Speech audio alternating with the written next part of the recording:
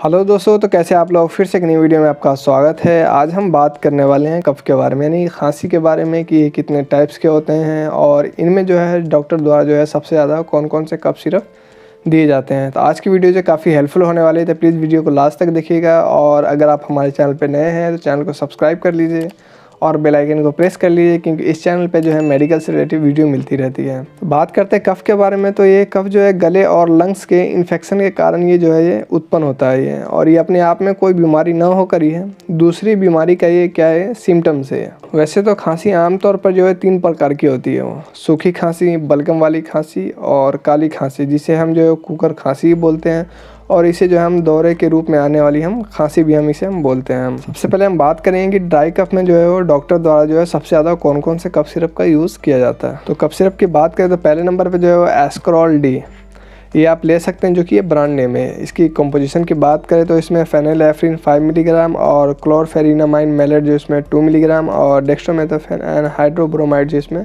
10 milligram रहता है। तो ये आप ले सकते हैं, इससे जो है काफ़ी अच्छा रिजल्ट मिलता है।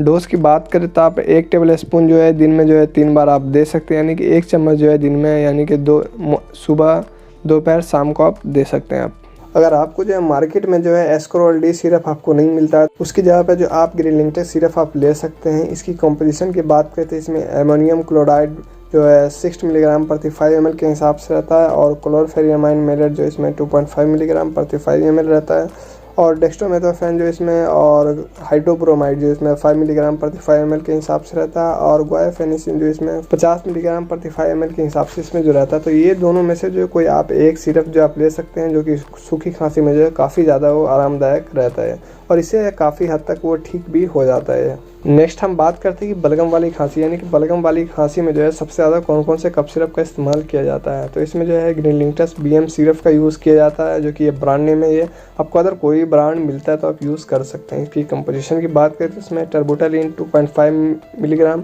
प्रति 5 ml के हिसाब से इसमें जो है वो रहता है वो, और ब्रोमैक्सिन जो इसमें 8 मिलीग्राम प्रति 5 ml के हिसाब से इसमें रहता है।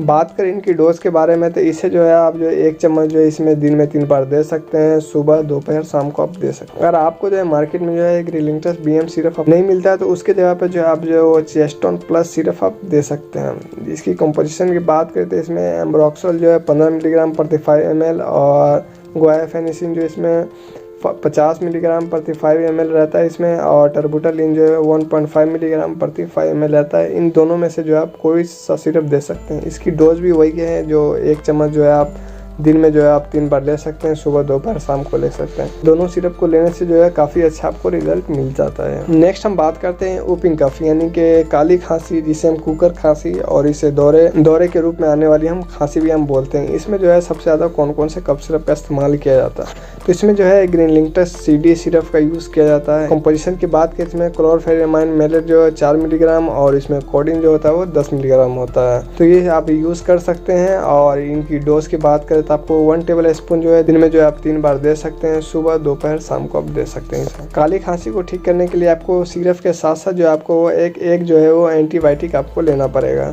जैसे वो ब्रांड नेम की बात करें तो आपको नोवामैक्स 500 के नाम से आपको मिल जाएगा। इसमें जो है आपको एमोक्सिसिलिन 500 मिलीग्राम होता है, ये आप जो है आप ले सकते हैं।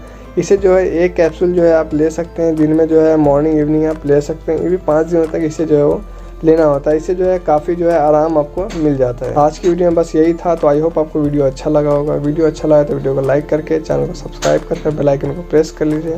तो मिलते हैं नेक्स्ट वीडियो में, जब तक के लिए बाय बाय, टेक केयर।